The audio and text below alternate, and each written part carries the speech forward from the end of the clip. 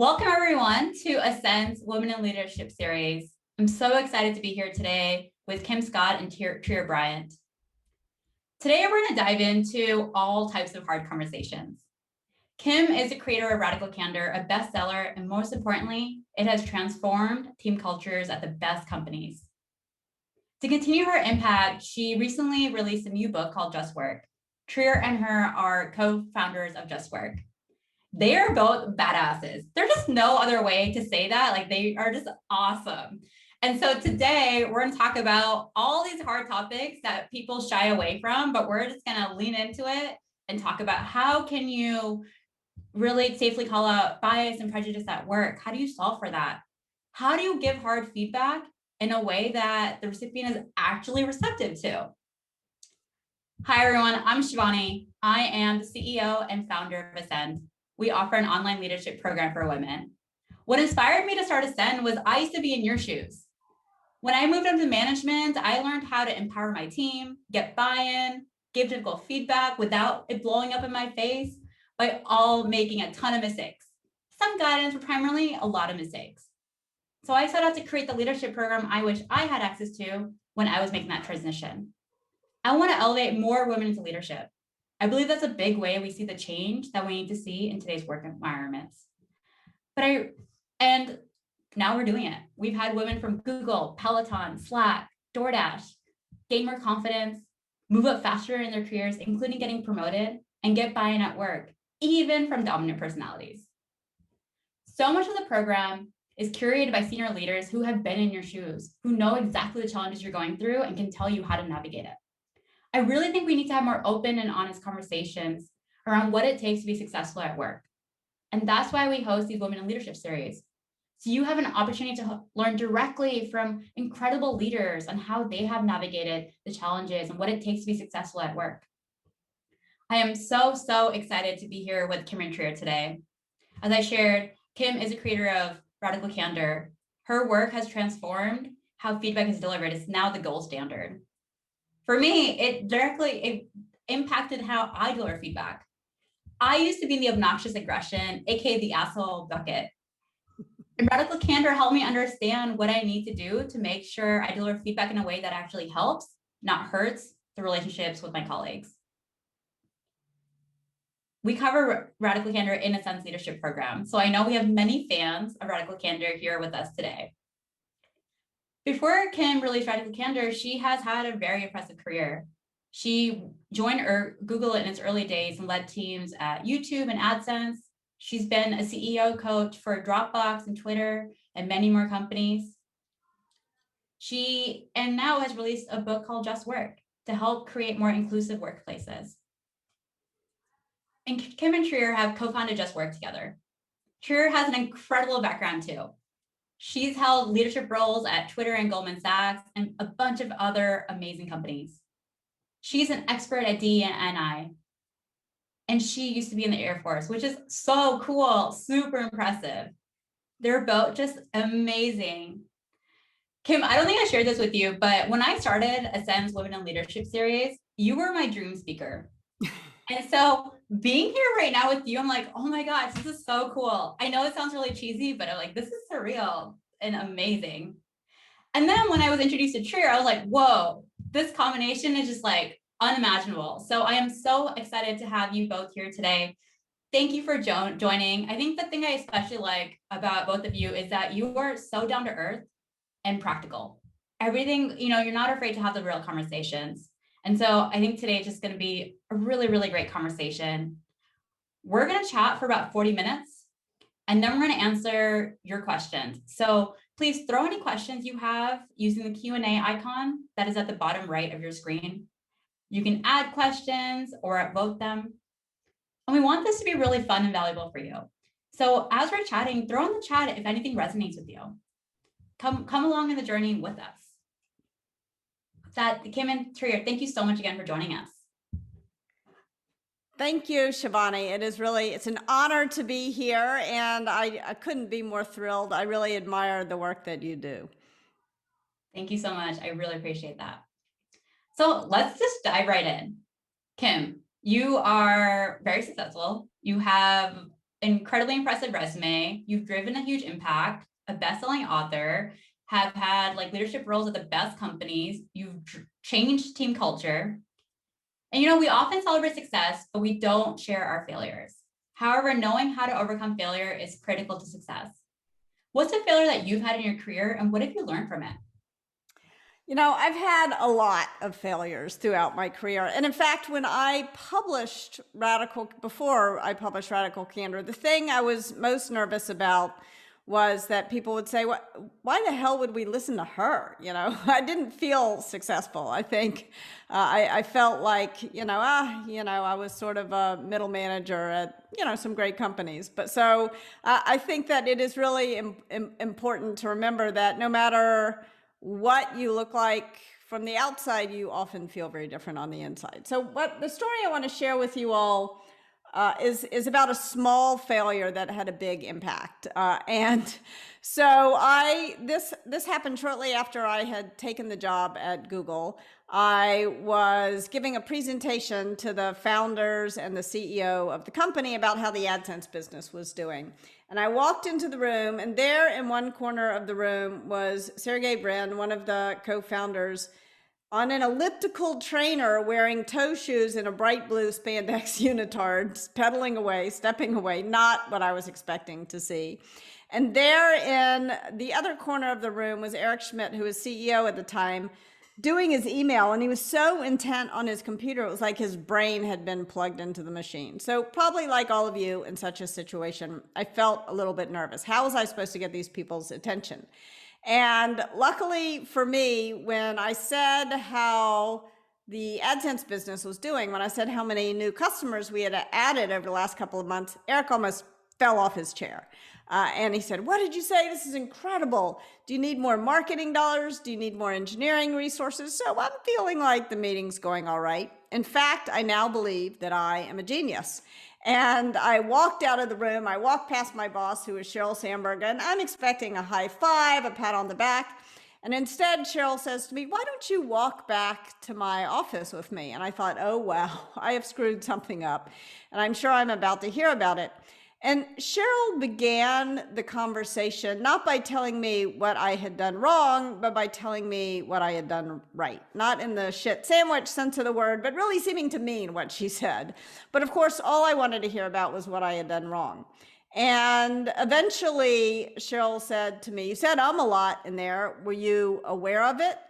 And with this, I sort of breathed a huge sigh of relief, because if that was all I had done wrong, who really cared? And I kind of made this brush off gesture with my hand. I said, yeah, I know, it's no big deal. It's a verbal tick, really. And then she said to me, I know this great speech coach. I bet Google would pay for it. Would you like an introduction? And once again, I made this brush off gesture with my hand. I said, no, I'm busy. Didn't you hear about all those new customers? I don't have time for a speech coach. I'm not getting the picture. And then she stopped and she looked me right in the eye and she said, I can see when you do that thing with your hand that I'm going to have to be a lot more direct with you. When you say every third word, it makes you sound stupid. Now she's got my full attention. And some people might say it was mean of Sheryl to say that I sounded stupid. And by the way, she would not have used those words with other people on her team who were better listeners than I am, perhaps, or definitely. But those were the kindest words she could possibly have used with me in that moment, because I was not listening. I kept brushing her off. And if she hadn't used just those words, she never would have gotten my attention. And I never would have gone to see the speech coach. And I learned by watching myself on video, one of life's more painful experiences, that Sheryl was not exaggerating. I literally said every third word. This was news to me because I had been giving presentations for my whole career. I had raised a lot of money for 2 different startups giving presentations. It was something I thought I was pretty good at.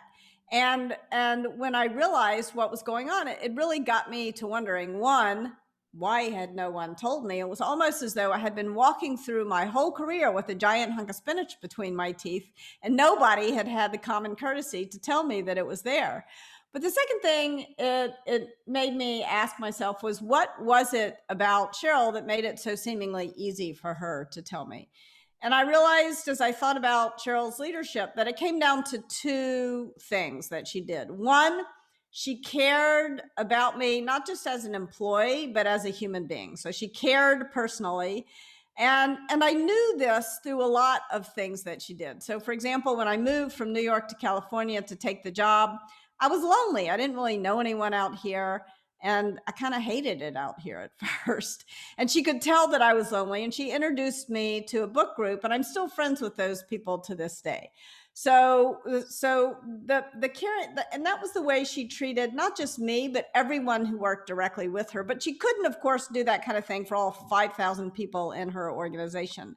So caring personally is about building relationships, and relationships don't scale. But when a leader forms good relationships with their direct reports, it's much more likely that their direct reports in turn are going to care personally about their direct reports. And that does create a culture of caring, and that does scale.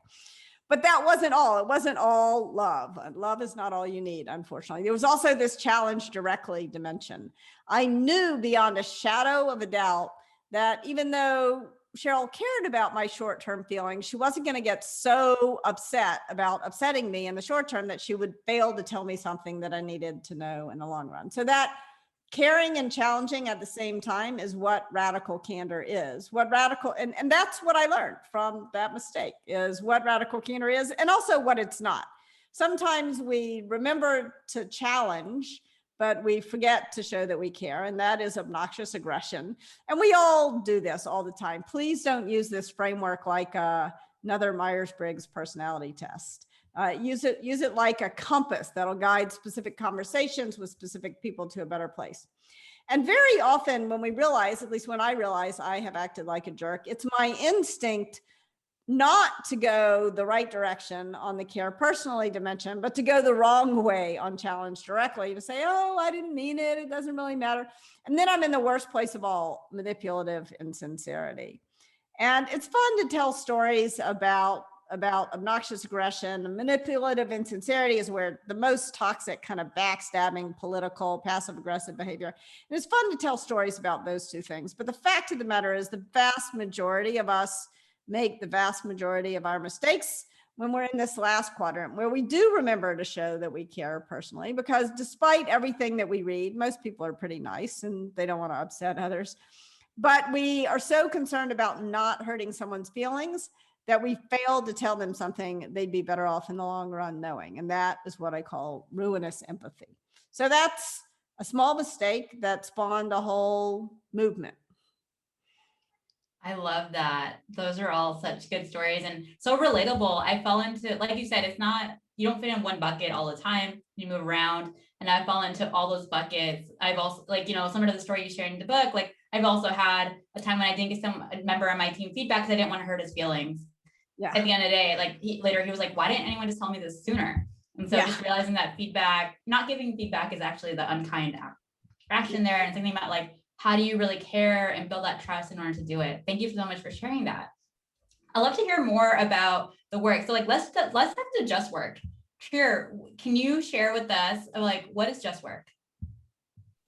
Yeah, so Just Work is a framework where we, if you know Kim Scott from Radical Candor, Kim's superpower is giving you very practical and tactical things from these nuanced human interactions that we have at work, and for you to add it to your toolkit, right? So Kim's going to give you a 2x2. There is a 2x2 in Just Work, but the real framework is really, naming the root cause of workplace injustice.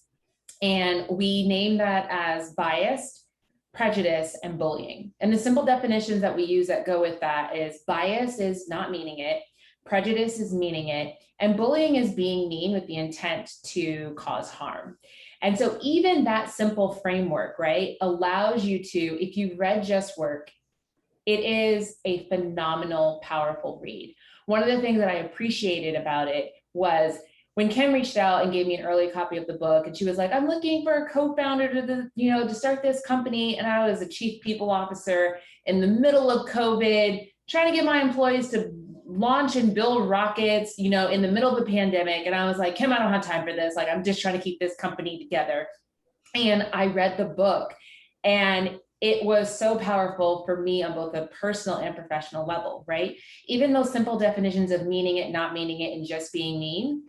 Shivani, if you would have asked me before reading this book, Trey, have you ever been bullied in your career? You highlighted things in my career, but can you imagine me, an officer in the Air Force, military? Like, of course I haven't been bullied. Like, you come for me, I'm going to come for you, right? And then Kim gives me this book, and it's like, bullying is being mean. And these are all the examples that shows up in the workplace. And I'm like, oh my goodness, I've been bullied so much in my career, but I didn't do anything about it because I couldn't name it in that way. And when you can't name something, you can't solve for it. And so that is what's so powerful about a very simple framework that Kim gives us. But then also, yes, she brings the framework to life with some very, very personal stories in the book. I encourage all of you to listen to it or read the book. But when you just simply reflect on your career, and Shivani, you've shared some things with us, getting ready for this event, of just how our own experiences in our career bring this framework to life and illuminate the framework and really help us sharpen our perspective on things that we could have done differently in different roles that we, find ourselves in, whether you're the person who's been harmed, the person who's causing harm, an upstander who is a bystander who intervenes, or a leader to prevent these things from happening. And there are such distinct moments across my career where I defaulted to silence because I didn't know what to do or I didn't know what to say, that had I had this book earlier in my career, I would have been able to do something different. Love that.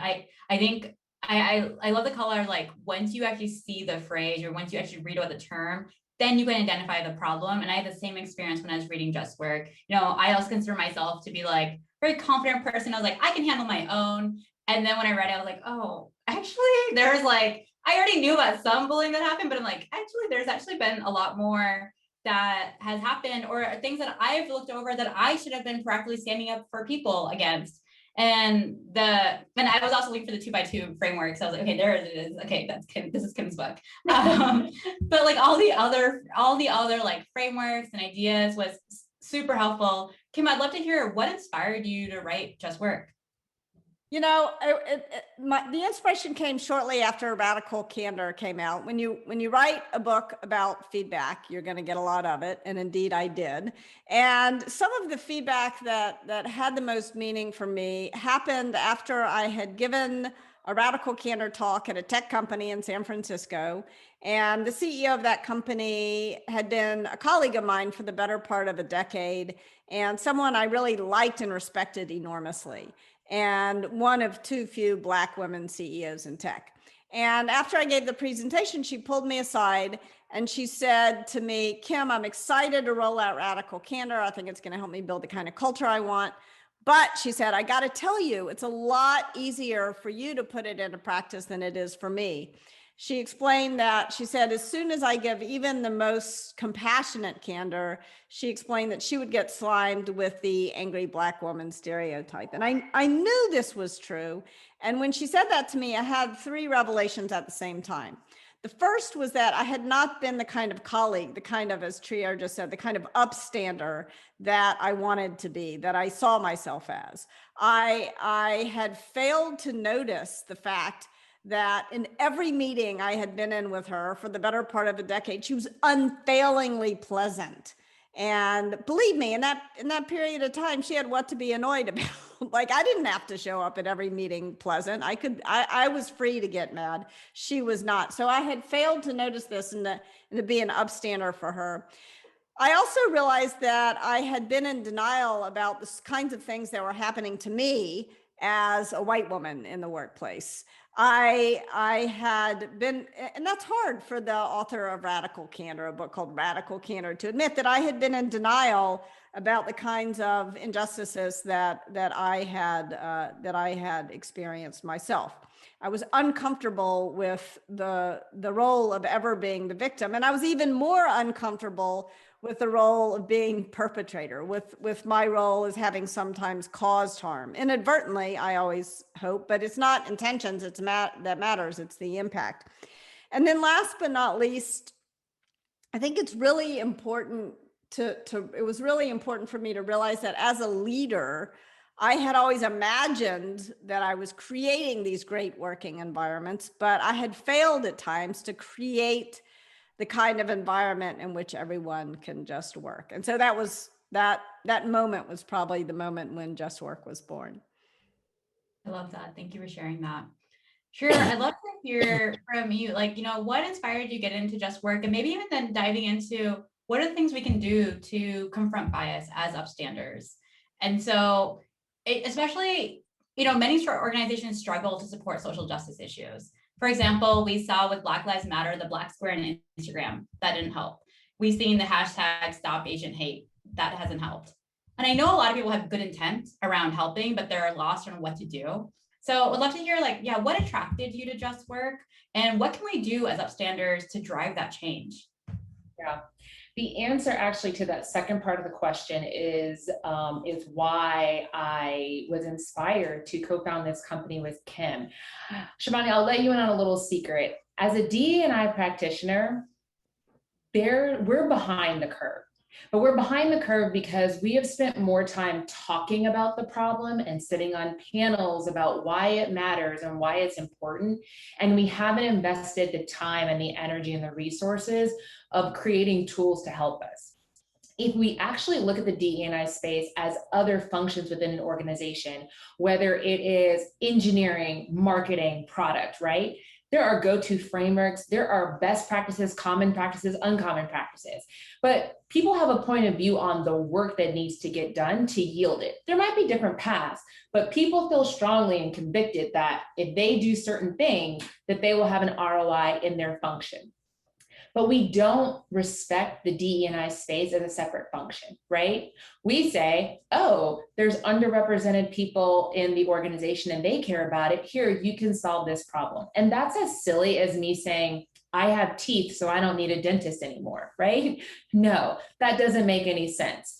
And so what we need is, and what Just Work is, and it's not a silver bullet by any means. Like Kim and I, hopefully this inspires other people to do this, is that we need more real frameworks and tools to add to our toolkits that organizations, individuals, and leaders can use to actually combat these injustices that happen in the workplace too frequently. And so what was powerful again about Kim's book is it wasn't just saying, hey, this is how to name it, but this is what you can do about it. So as an example of being like an upstander, one of the things that we talk about in the book, again, because we want to end the default to silence. Too often, regardless of what role we find ourselves in, we default to silence because we don't know what to say, we don't know what to do. So with bias, we say, if you find yourself in a situation where you are observing bias or you're being harmed by bias, we recommend using an I statement. So an I statement invites the person in, right? So Kim has this really great story with Aileen Lee, and there was people sitting around the table. And Kim, I feel like you're going to get mad that I'm telling your story. And I love it. I love it. So much better. But basically, I think that we've all had those situations from like a gender perspective where you're in a meeting, you're the only woman, and you're kind of sitting on the outskirts of the table by yourself, and the men are just talking. And so one of Aileen Lee's colleagues noticed this dynamic and wanted to shift it, and simply stood up and said, I think we should switch seats. I think Aileen and I should switch seats.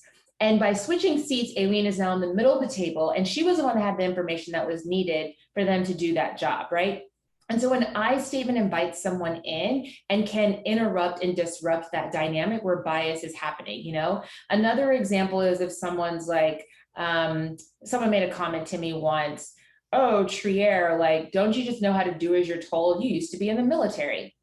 Well, that's bias. Like they probably didn't mean that, but that was harmful. And I could say, I don't think that you respect me if you're going to, if you're going to reference people in the military that all we're good at is just following orders, right? And so inviting someone in. But with prejudice, right, you want to use an it statement. So if you are observing prejudice, Stephanie, yes, he did. Stephanie just said, oh, no, he didn't. Wow. Yes, he did.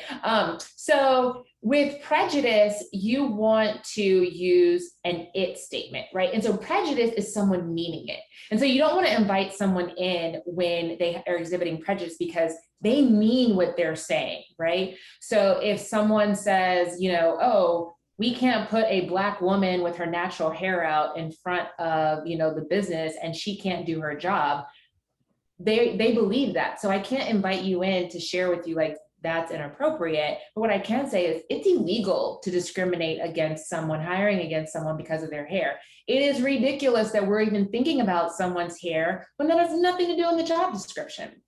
And then a you statement is pushing someone away. And you want to use a you statement with bullying. And I love that Kim actually learned this from her daughter. So my daughter was getting bullied in the 3rd grade.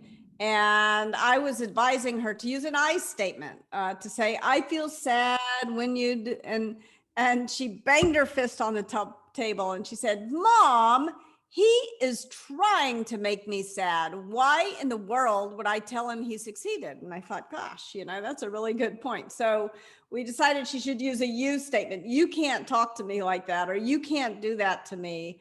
Or if, in situations where that seems like it might escalate too much, you could say, what's going on for you here? Why are you behaving this way? And so the idea of a you statement is now you're in the active role, not the passive role. You're asking the question, demanding the answers. And so those simple things, again, adding that next layer onto the framework of bias, prejudice, and bullying, saying, okay, how do I utilize an I statement, an it statement, and a you statement? And the other great thing is, look, are you always going to get it right? Or maybe you're in that moment and you're like, well, is this bias? Is it prejudice? I don't know. But, just start with I and see what comes out. Just see what comes after that. And so that, you at least feel like you have something to contribute and do in that moment. I love that. I think that's such an important call out. Like, just start. So often we shy away from making, because we're afraid of making a mistake and we're not sure if we're right or wrong. And just like you said, and I love how you broke down for each of these 3 things, what are specific actions and phrasing that you should use that we can use as not only as managers, but also as individual contributors. Like anyone can help drive that change. You don't have to be in a position of a certain power or influence in the company. And the more we start it within our teams, it will trickle up and down in all directions to create a more inclusive environment. One of my favorite parts of Just Work is when you've talked about how you've gotten questions from women asking if their humor will hurt their reputation or if being direct will make them seem as abrasive. That one really hit home with me because I have gotten feedback before that I've been called aggressive because of my direct communication. And this question comes up a lot in a science leadership program. For example, one of our members last year shared that she loves to bake. And she would often bring in treats to her office. She's like, I don't want to eat all this on my own. And so she'd bring in, but she was concerned, will her colleagues take her less seriously as a leader because of her passion for baking? Bias does exist. How can we combat it? What are a couple actions we can take to be our authentic self at work while excelling in our careers? Yeah, such an important question. Yes, bias exists, but don't give in to it. If you like to bake, bake. If you're funny, be funny. If you're a great negotiator, negotiate really hard. And it is true that in the short term, people will criticize you for this, but this is one of the, if we go back to that radical candor framework, very often women, especially women early in their careers, will get discouraged from challenging directly. You get sort of unjustly accused of obnoxious aggression. Only it's not going to be obnoxiously aggressive that they call you. They're going to call you abrasive, bitchy, unlikable, like these things that are very painful to hear. And it is really tempting to just back off the direct challenge when you get these accusations thrown at you. I mean, I know it was for me. less so now, but early in my career, it was really hurtful. And so I think it is really important to realize that the problem is if you don't do what you're great at doing, then you are allowing bias to make you less than yourself. Don't do that. Don't do that. You may have to push through. I remember I was working on a team one time and I was getting a lot of pressure actually to back off my direct challenge. And I didn't. I kept pushing. And eventually one of my colleagues looked at me one day and he said, "Oh, Kim cares. That's why she's doing this. She's..." So eventually people will notice that but you may have to take an extra step to say, look, I want to tell you something because I know that you care about this project and I want to help you succeed. Shivani, one thing I do want to call out about bringing your authentic self to work, or excelling as your authentic self, is that there's been a lot of conversation about that, right? And as a Black woman, I think it's also important just to acknowledge that I think that we have to be, it's layered, right? And I think that we have to be honest with ourselves that there is a level of authenticity that we should all be empowered to have and work in environments that feel comfortable. But I think that we also have to give organizations and work cultures like some honesty in the sense of, I don't cuss in front of my mom, right? Like, I don't cuss in front of my mom, and I'm not going to her being like, I cuss everywhere else, but why can't I cuss in front of you, right? Like, let's just acknowledge that we do show up differently in different environments, and that's okay.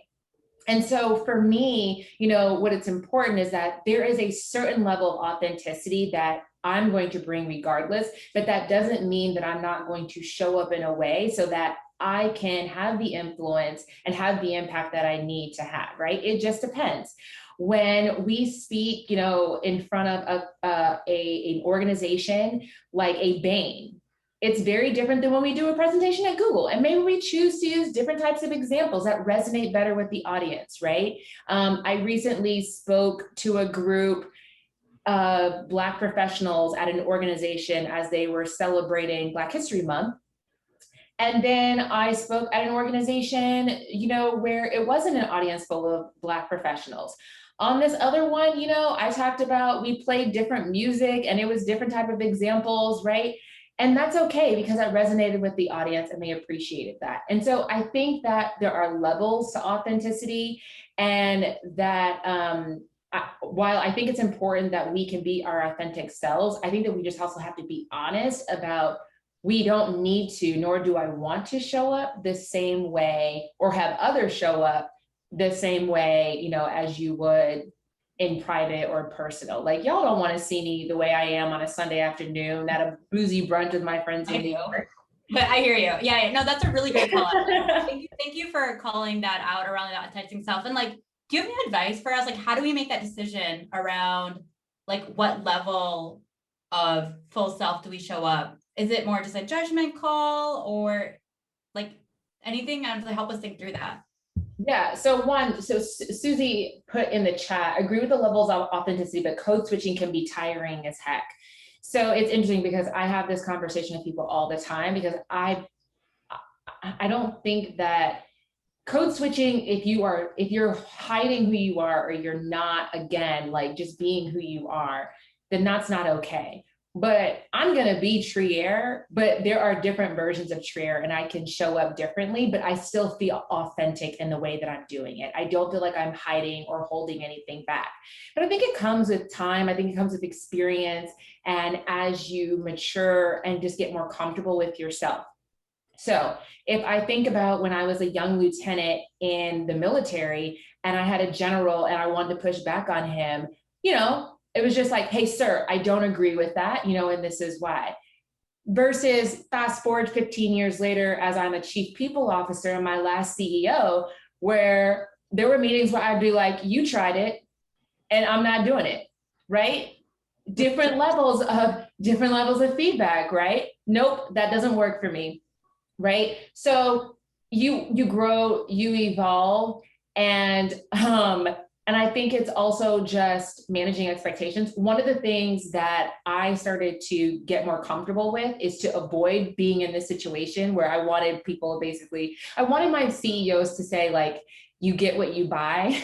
And so I would say in the interview process, hey, I just want to let you know, this is how I communicate, this is how I show up, and this is what happens when we're going to disagree. We should talk about that now before we equally go into this situation. So when we get there, we're not confused about what happens. And I think that my CEOs really appreciated that. So then when we did disagree and I said, oh, you tried it. No, I'm not the one. There was no surprises, right? But was I able, did I feel more comfortable doing that in my younger career? Did I even know to do that? I didn't, but eventually I got there.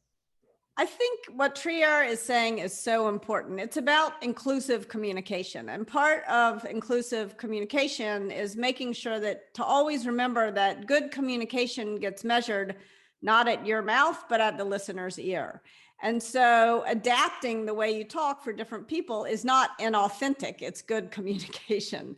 But there's a difference between sort of paying attention to the other person and how what you're saying is landing for the other person and hiding yourself. The moment you feel like you're hiding yourself or you're having to do something that robs you of your dignity, stop. Yeah. Yeah, I love that. And Tyr, thank you again for calling out, like just kind of like addressing like, hey, it doesn't mean you have to show it fully authentic every single time, and like calling out the nuances around that. I think that's super, super helpful. And thank you for sharing like your experience around that. And right now, Kim, how you're talking about like, it's inclusive communication. How does it land on that person's lips? Like, how do they hear it in their ears? I think that's a really nice segue into, let's talk about radical candor. Let's talk about feedback. Because so much of it, it doesn't matter how you say it. It's like, how does that person receive it?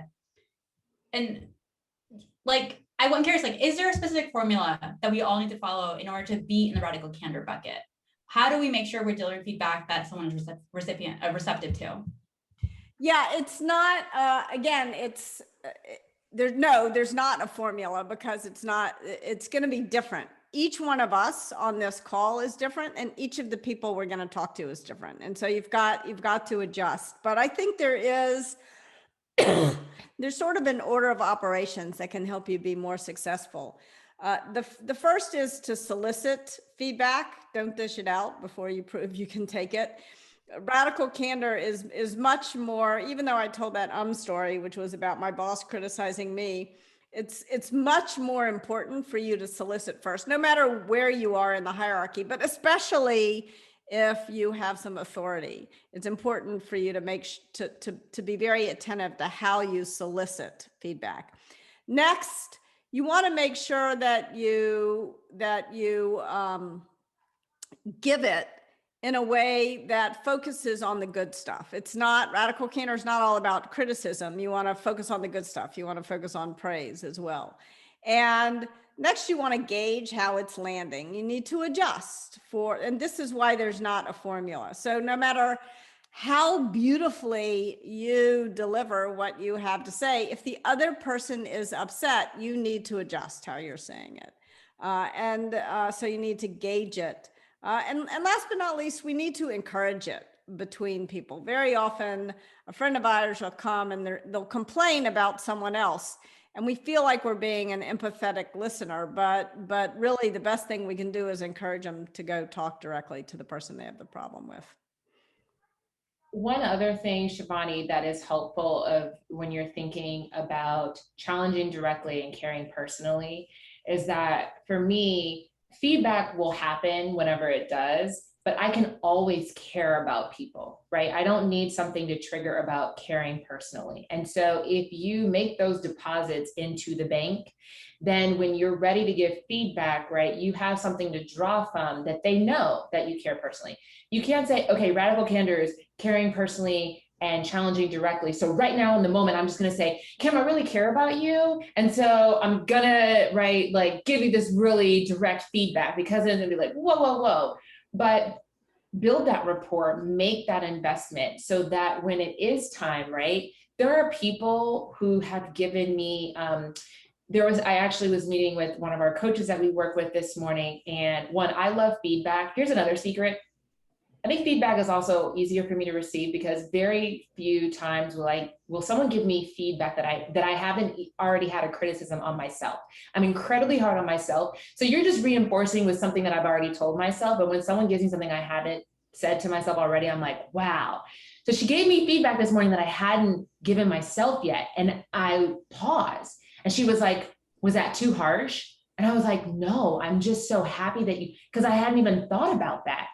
And I said, Tracy, you've already showed that you are here, that you want us to succeed, right? So she gave some very direct, constructive feedback that I needed to hear, that I was blown away that I hadn't even thought about it. But she had already built over the couple months that we've been working together that Kim and I know that Tracy cares deeply about us and wants us to be successful. And so you need to start making those deposits into the bank often and as early as possible so you have something that you can tap into. So true. Yeah, you can't just turn it on and be like care in the moment. It's this, I love that. It's like caring is ongoing, building that trust is ongoing. Sure. I remember when we were like getting ready for this event, you had shared a story about like how how you communicate with your team in this sarcastic humor, but that really clicked with them. Do you mind sharing that example? Because I think that's a really great example of how communication can be different based on your relationship with someone. Yeah. So one, I think the moral of the story is just don't be in people's businesses, right? That's number one. But number two is I had a team that I'm a very sarcastic person and there's a lot of humor. And I did a really good job of building a team with personalities that could communicate consistently with each other on that level with me. And so we worked in a very open workspace. And so if people heard me talking to people on my team, I'd be like, John, didn't I ask for the slide like 5 minutes ago? Like, where is it? And he's like, I know, I suck at my job. You should just fire me. And I'd be like, I know, I'm thinking about it. Like, can I get it? Right.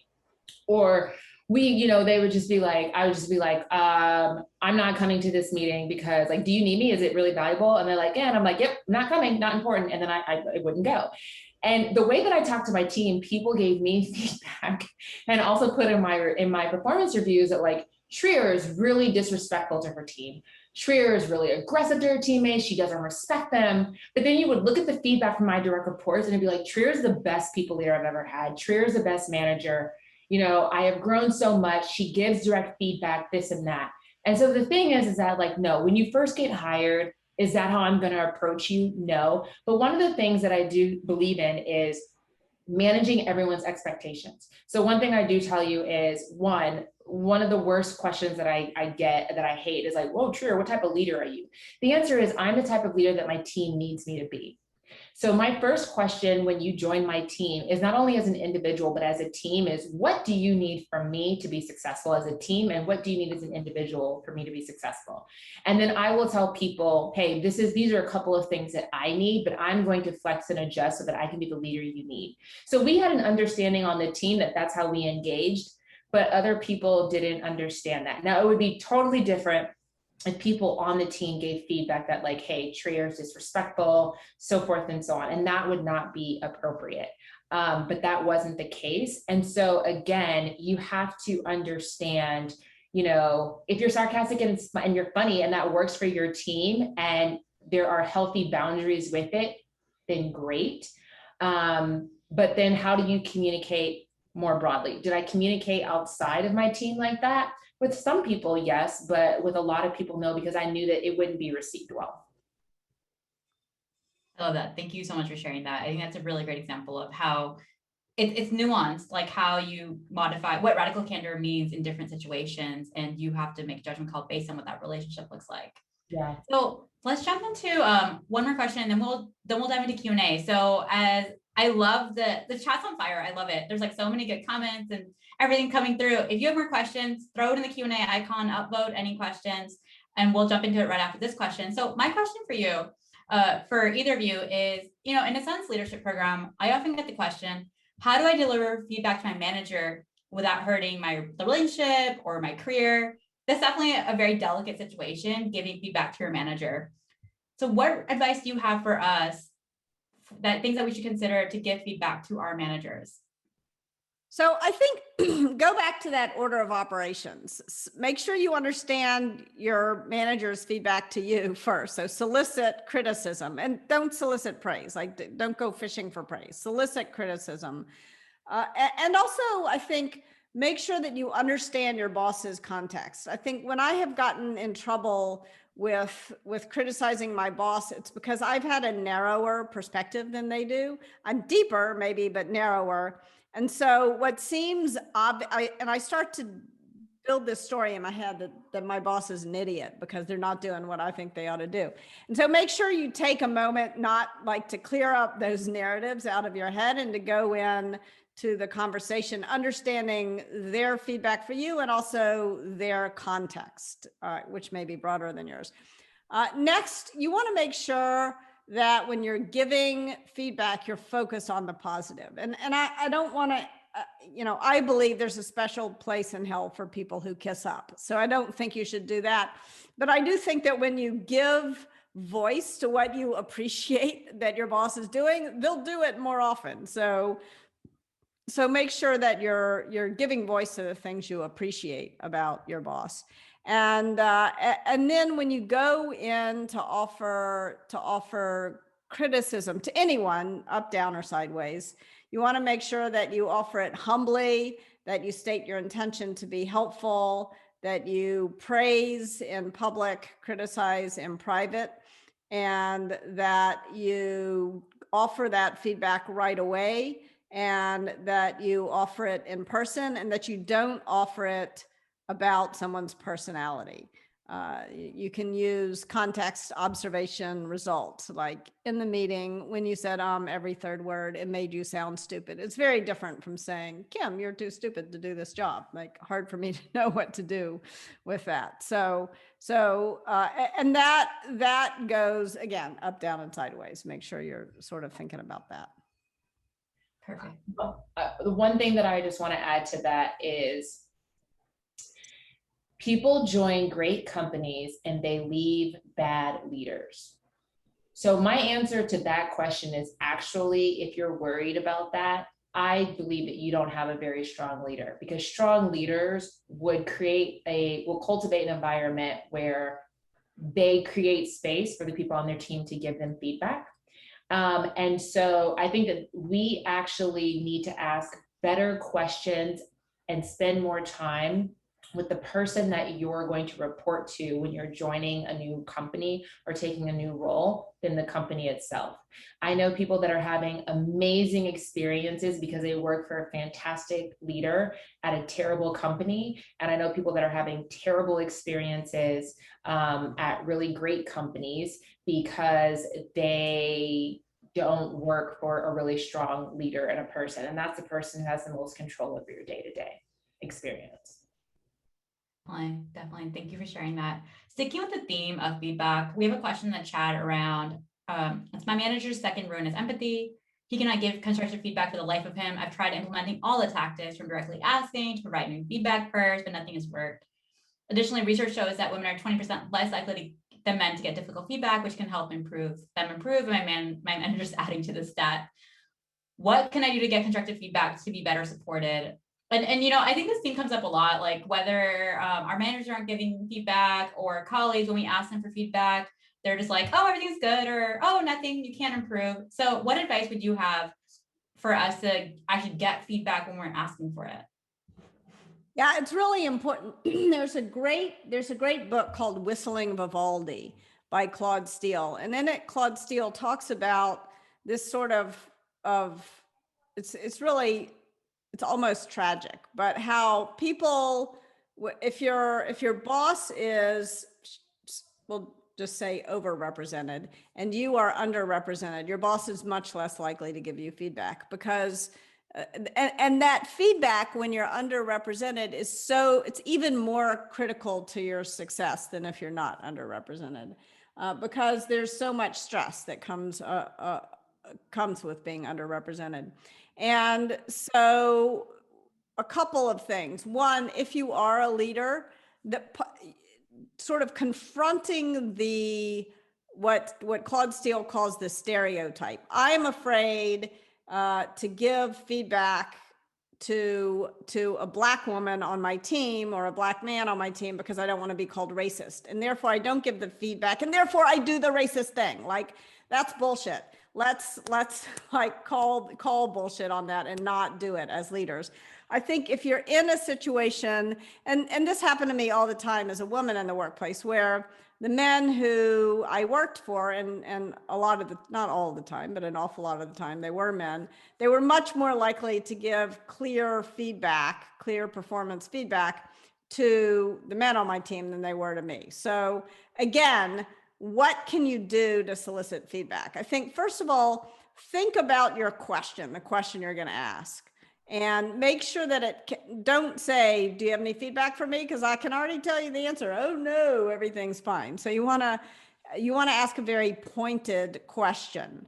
So the question I like to ask is, what could I do or stop doing that would make it easier to work with me? But other people hate that question. When I was working with Krista Quarles, who is the CEO of OpenTable, she said, I could never imagine those words coming out of my mouth. The question I like to ask is, tell me why I'm smoking crack. Okay, that's fine. Like, figure out what your question is and ask it. And then you've got to embrace the discomfort. The best way I know to do that after you ask your question is to just sit there with your mouth shut.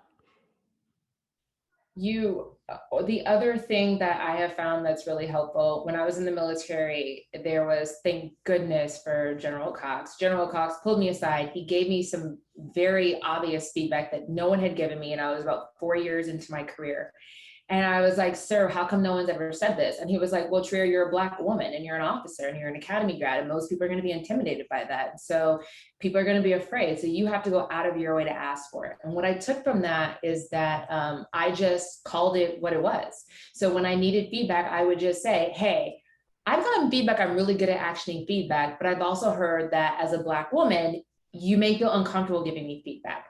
Just want to let you know, I'm receptive, I'm here, and I value it. That's number one. Call out the bias that could be happening and just put it on the table. Number two, I've learned that there's a difference between, hey, feedback because I'm doing something wrong. And if your manager can't say, well, no, you're not doing anything wrong, you're doing fine. That may be true. You may not be doing anything wrong. So then are you asking the question to say, hey, great, if I'm doing it great, how do I up level it? How do I take it to another level? How do I not meet the expectations? How do I exceed the expectations? Because those are two different things, right? I can either tell you what you're doing wrong, but I can also tell you what you can be doing that will up level meeting the expectations and the mark for whatever it is that, you know, the matter or the task at hand. Yeah, those are all. Yeah, such important advice.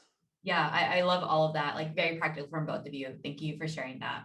Last question is, so this one's got a lot of upvotes.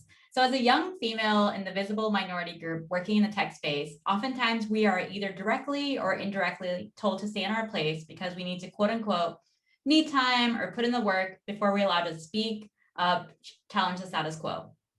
While at the same time, when we stay quiet, it hurts us for promotion, and the feedback is to speak up or be assertive.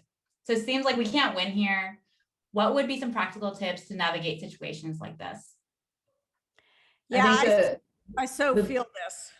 Yeah, I think one of the things that we would tell our interns is when people say, oh, I'm just going to let my work speak for itself, your work does not speak. Your work does not have a mouth. You do.